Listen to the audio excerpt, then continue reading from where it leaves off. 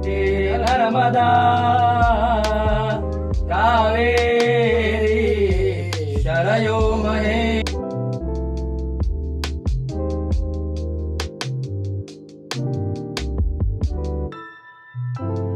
ಎಲ್ರಿಗೂ ನಮಸ್ತೆ. ಇವತ್ತಿನ ವಿಡಿಯೋದಲ್ಲಿ ನಾನೊಂದು ತೊಟ್ಟಿ ಮನೆಯನ್ನು ತೋರಿಸ್ತಾ ಇದ್ದೀನಿ. ಇದು ಹಳೆ ಮನೆ ಆ್ಯಕ್ಚುಲಿ.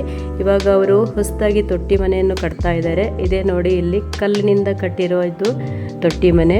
ಇಲ್ಲಿ ಇದು ಫುಲ್ ತಂಪು ಇರಬೇಕು ಅಂತ ಹೇಳಿ ಕಲ್ಲಿನಿಂದ ಗೋಡೆಯನ್ನು ಕಟ್ಟಿದ್ದಾರೆ. ಹಾಗೆ ಒಳಗಡೆ ಕೂಡ ರೆಡ್ ಆಕ್ಸೈಡ್ ಅಂದರೆ ಕಾವಿಯನ್ನು ಕೂಡ ಹಾಕಿದ್ದಾರೆ. ತುಂಬ ತಂಪಿದೆ. ಇದು ಹಳೆ ಬಾವಿ, ಅದನ್ನೇ ಅವರು ಕಲ್ಲಿನಿಂದ ಕಟ್ಟಿ ಮತ್ತೆ ಹೊಸದಾಗಿ ಮಾಡಿದ್ದಾರೆ. ತುಂಬ ಯಾವಾಗಲೂ ವರ್ಷ ಪೂರ್ತಿ ನೀರಿರುತ್ತೆ ಈ ಬಾವಿಯಲ್ಲಿ. ಹಾಗೆ ಇದು ನಮ್ಮ ನಾದಿನಿಯವರದ್ದು, ಅಂದರೆ ನನ್ನ ಹಸ್ಬೆಂಡ್ದು ತಂಗಿಯವರ ನಾದಿನಿ ಅವರು ಕಟ್ತಾ ಇರೋದು ಮನೆ ಇದು. ಇದು ತುಳಸಿ ಕಟ್ಟೆ ನೋಡಿ. ಇದು ಕೂಡ ಕೇರಳದಿಂದ ತರಿಸಿರೋ ಕಲ್ಲಿನಲ್ಲಿ ತುಳಸಿ ಕಟ್ಟೆ ಕೂಡ ಮಾಡಿದ್ದಾರೆ. ತುಂಬ ದೊಡ್ಡದಾಗಿ ಚೆನ್ನಾಗಿದೆ. ತುಳಸಿ ಕಟ್ಟೆ ದೊಡ್ಡದಾದಷ್ಟು ಗಿಡ ಕೂಡ ಚೆನ್ನಾಗಿ ಬೆಳೆದು ಬರುತ್ತೆ ಅಂತ ಹೇಳಿ. ಇದು ನೋಡಿ, ತೊಟ್ಟಿ ಮನೆ ಡಿಫ್ರೆಂಟ್ ಆಗಿದೆ. ಫುಲ್ ಸುತ್ತಲೂ ದೊಡ್ಡ ದೊಡ್ಡ ಕಿಟಕಿಗಳನ್ನು ಇಟ್ಟಿದ್ದಾರೆ. ಹಾಗೆ ಮನೆ ಒಳಗಡೆ ನೋಡಿ, ಫುಲ್ ತೊಟ್ಟಿ ಮನೆ ಇದೆ. ಹಾಗೆ ತುಂಬ ತಂಪಿದೆ. ಬೇಸಿಗೆ ಕಾಲ ಅಂತಲೇ ಅನಿಸೋದಿಲ್ಲ. ಮನೆ ಒಳಗಡೆ ಕಾಲಿಡಬೇಕಿದ್ರೆ ಅಷ್ಟೊಂದು ತಂಪಾಗುತ್ತೆ. ಇವಾಗಿನ ನಮ್ಮದು ಗ್ರಾನೈಟ್ ಟೈಲ್ಸ್ ಮೇಲೆ ಎಲ್ಲ ಬಿಸಿ ಬಿಸಿ ಆಗಿರುತ್ತೆ. ನೀವೊಂದ್ಸರಿ ಈ ಮನೆಗೆ ಹೋದರೆ ಮತ್ತೆ ಇದೇ ಥರ ಒಂದು ಮನೆ ಕಟ್ಟಬೇಕು ಅಂತ ಅನಿಸುತ್ತೆ. ಅಷ್ಟು ತಂಪಾಗಿದೆ ಈ ಮನೆ ಒಳಗಡೆ. ಇದು ದೇವರ ಕೋಣೆ ನೋಡಿ. ಮನೆ ಒಳಗಡೆ ಕೂಡ ಗಾಳಿ ಬೆಳಕು ಬರುವ ಹಾಗೆ ದೊಡ್ಡ ದೊಡ್ಡ ಕಿಟಕಿ ಕೂಡ ಹಾಕಿದ್ದಾರೆ. ಹಾಗೆ ಇದು ಮನೆ ಇನ್ನೂ ಸ್ವಲ್ಪ ಪೆಂಡಿಂಗ್ ಇದೆ. ಸ್ವಲ್ಪ ಫಿನಿಶ್ ಆಗಬೇಕಷ್ಟೇ. ಫಿನಿಶ್ ಆದಮೇಲೆ ಮತ್ತೊಂದು ಸಾರಿ ನಾನು ವಿಡಿಯೋ ಮಾಡಬೇಕು ಅಂತ ಅಂದ್ಕೊಂಡಿದ್ದೀನಿ. ಇದು ಕಿಚನ್. 2 ವಿಂಡೋಸ್ ಬಂದುಬಿಟ್ಟು ತುಂಬ ಗಾಳಿ ಬೆಳಕು ಕೂಡ ಚೆನ್ನಾಗಿದೆ ಇಲ್ಲಿ.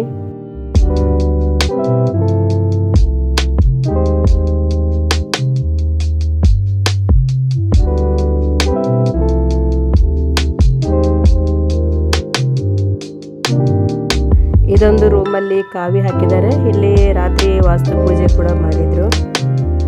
ಗ್ರೌಂಡ್ ಫ್ಲೋರಲ್ಲಿ 2 ಬೆಡ್ರೂಮ್ ಇದೆ.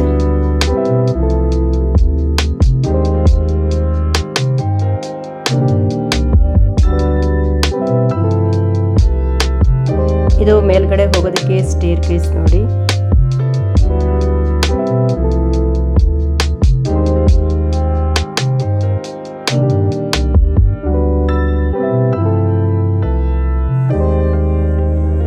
ಮೇಲ್ಗಡೆ ಒಂದು ದೊಡ್ಡದಾಗಿ ಬೆಡ್ರೂಮ್ ಮಾಡಿದ್ದಾರೆ. ಹಾಗೆ ಒಂದು ಸ್ವಲ್ಪ ಫ್ರೀ ಏರಿಯಾ ಅಂತ ಬಿಟ್ಟಿದ್ದಾರೆ.